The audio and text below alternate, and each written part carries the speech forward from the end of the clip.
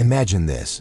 Someone you respect, a parent, a teacher, a voice that has lived rent-free in your head for years, looks at you across the table and says, softly like it as a gift, "You have finally become the person we always knew you could be." And you smile, you thank them. You mean it. But later that night, lying awake in the apartment you worked so hard to afford, the ceiling staring back at you, a question surfaces, unwanted. Why does becoming who they always knew you could be feel so much like losing who you actually were? No one tells you this when you're 20. They tell you growth is additive. Stacking bricks, year after year, you build a career, a relationship, a version of yourself that finally works. But that's not what it feels like, is it? It feels like subtraction. Like cutting away the parts that didn't fit. The anger you were told was too loud. The wanting you were told was too greedy. The dreams you were told were impractical. Not cut away, translated, polished, rendered acceptable. You learn to say, "I'm pursuing excellence," instead of, "I'm terrified of being ordinary." You learn to say, "I'm protecting my peace," instead of, "I am lonely and I don't know how to reach out anymore." You became fluent in the language of respectable adulthood.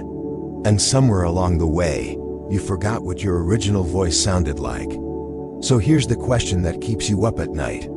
The one you've been afraid to form into actual words. If growing up means becoming someone your younger self wouldn't recognize, is that maturity? Or is it just a very slow, very polite form of self-betrayal? Betrayal sounds dramatic, doesn't it? Like a spy novel, like a marriage destroyed by a single lie. We don't think of it as something that happens quietly, over years, with no witnesses except yourself.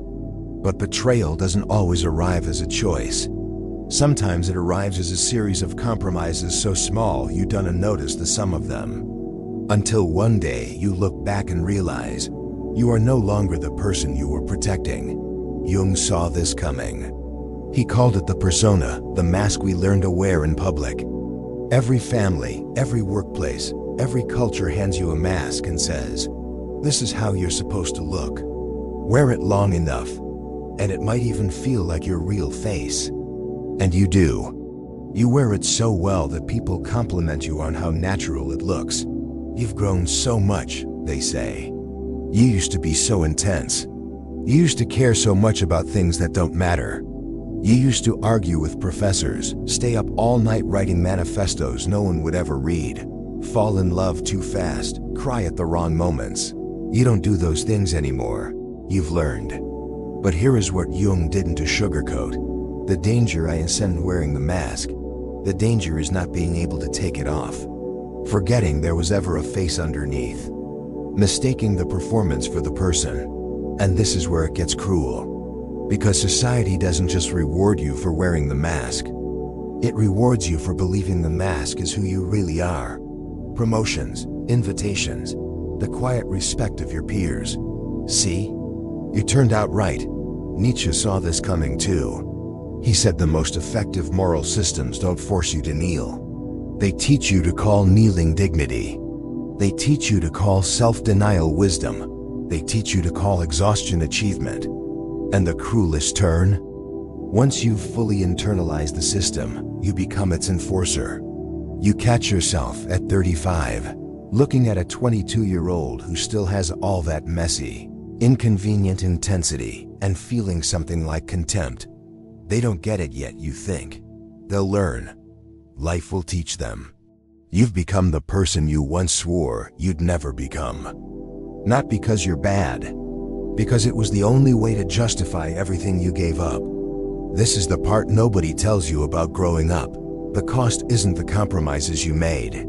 It's the stories you had to tell yourself to make those compromises feel okay. You told yourself the money didn't matter, only the stability. You told yourself the dream wasn't realistic anyway. You told yourself you'd get back to it later, the painting, the writing, the thing that made you feel electric just as soon as things settled down. But things don't settle down. They settle. And one day you realize you haven't painted in 7 years and you don't even miss it. That's not peace. That's your own vanishing. happening so slowly you mistook it for normal. Psychologists have a name for this: escalation of commitment. The more you invest in something, time, identity, pride, the harder it becomes to admit it was a mistake. So you double down. You defend the path. You tell yourself this was always the destination, even though you never would have chosen it at 20. And you keep walking. Not because the path is leading somewhere you want to go. Because stopping would mean admitting you've been walking the wrong way for years. That's the real fear, isn't it? Not failure, not being wrong for that long. So you don't stop, you adjust your expectations.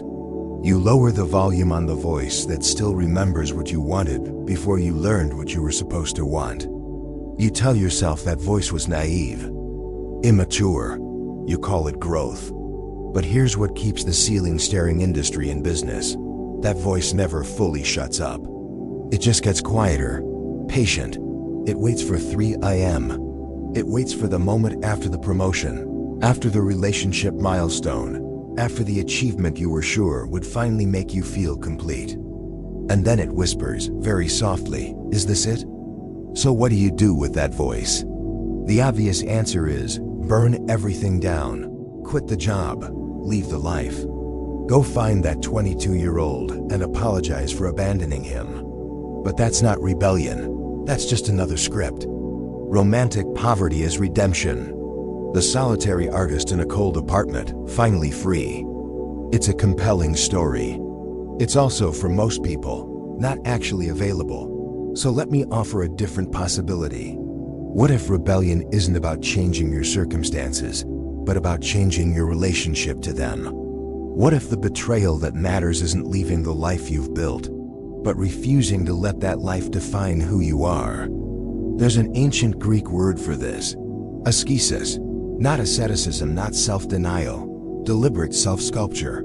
A daily practice of choosing, actively, what gets to shape you and what doesn't. You go to the same office, you sit in the same chair, but instead of saying, "I have no choice," you say, "I am choosing this. Today, for my own reasons."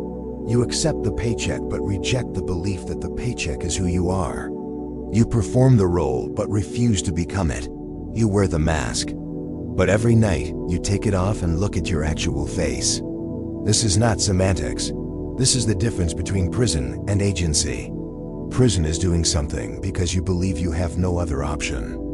Agency is doing the same thing, but truly knowing that you could walk away and choosing to stay anyway. You don't have to destroy the cage. You just have to stop believing the cage is who you are. There's a reason we don't do this. Because it's easier to believe we have no choice. Easier to believe the path was inevitable. Easier to be a victim of circumstance than to face the terrifying freedom of actually choosing. If you have no choice, you have no responsibility. You're just a passenger. The world did this to you. But if you have a choice, and you do, you always do, then you have to own it. Every compromise, every surrender, every day you showed up and performed and told yourself this was the only way. That's heavy. That's the kind of weight that makes people prefer unconsciousness. But here is the paradox. Owning your choices is also the only thing that makes freedom possible. Because once you admit that you chose this job, this life, this mask, you also admit that you can choose differently. Not tomorrow, not next week, but the door is there. The key was always in your hand. You just forgot you were holding it. So let's return to that question. The one that woke you up at 3 a.m. If growing up means becoming someone your younger self wouldn't recognize, is that maturity? Or is it just self-betrayal? Here's my answer. It's betrayal if you never look back. If you let the mask fuse to your skin. If you mock the person you were because his grief embarrasses you. If you tell yourself the path was the only path. But it's growth if you remember. If you carry that younger self with you, not as a blueprint to return to, but as a witness. Someone who holds you accountable. Someone who reminds you when you're about to say that's just how it is, that nothing is ever just how it is. Someone who keeps asking the question, even when the answer is uncomfortable. That's the difference, not the choices you made. Whether you've forgotten you made them. The person you were at 20 doesn't need you to go back. He needs you to stop pretending he never existed.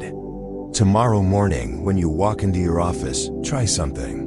Look at your desk, the chair you've sat in for years, the screen with its faded post-its, and say to yourself very quietly, I chose this. Not once, but every day I showed up, not as a complaint, not as a resignation, as a statement of fact. Notice what happens in your chest.